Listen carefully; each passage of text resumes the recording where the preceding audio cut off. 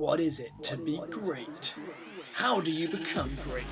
Greatness is about success. Greatness is about achieving. Greatness is about sacrifice to achieve glory. Greatness is about pushing yourself to be the best you that you can be. Being the greatest is about being the best. Or is it?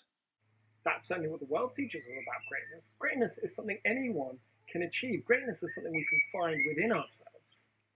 Check out this Nike advert from 2012. Is greatness worth fighting for? What do you think? There were loads of these adverts. Find your greatness. You didn't have to be a celebrity or even a great athlete. You just needed to find your greatness. Be the best you can possibly be. When they stripped away the special status of greatness, they said anyone can be it. You just have to find it, earn it, work for it, push yourself to be great. That's why adverts like this work. Inside of us, all of us have a desire to be great, even just a little bit. We may not want to be a celebrity or rich or famous, but we want to be a little bit great. We want to be liked. We want to be admired. We want to be looked up to. We want to be great. And these adverts, they tell us if we buy their products, well, then we can be great. But is it really a shoe that will make us great? But this is nothing new. Not like shoes, but people's desire to be great.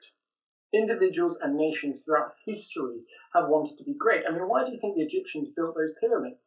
Was it to be remembered as a timid and shy people? No, it was because they want to be remembered for being great. People want to be great. Now, we said before, this is a transitional point in Mark's Gospel. Jesus is running from the crowds to spend time alone with his disciples, teaching them about his death and resurrection. But the disciples still don't get it. For the disciples, they're still imagining the conqueror coming in, pushing out the oppressors, and sitting on the throne wearing the crown. And they're thinking, hey, if Jesus is to become the king, well, who's going to rule alongside him? We're his inner circle. It'll be us, of course. We're going to do it, the disciples.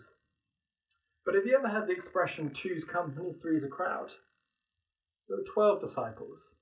A king only needs one right-hand man. Who's it going to be? Well, the disciples settle this in the most mature and adult way they possibly can. They argue about who's the greatest as they walk down the road. Jesus knows they've had this argument, but they won't tell him because they realise it's a stupid thing to be arguing over. Instead of rebuke them, Jesus teaches them. He says, whoever wants to be first must be the very last and the servant of all. In other words, if you want to be first, that is the greatest, you've got to humble yourself and serve others. Jesus takes the world's view of greatness and tosses it out the window. Jesus' kingdom views greatness differently to the way we do. We say, push yourself, be the best, overcome adversity. Jesus' kingdom says, humble yourself, serve others, put your needs last. The kingdom of heaven won't be filled with people who found their greatness. It'll be full of people who found his.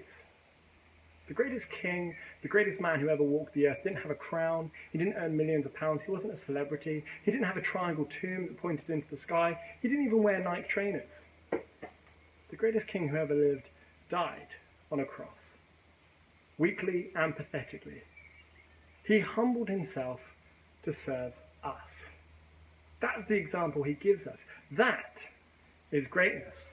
So let's not live trying to find our greatness. Let's live like we found his.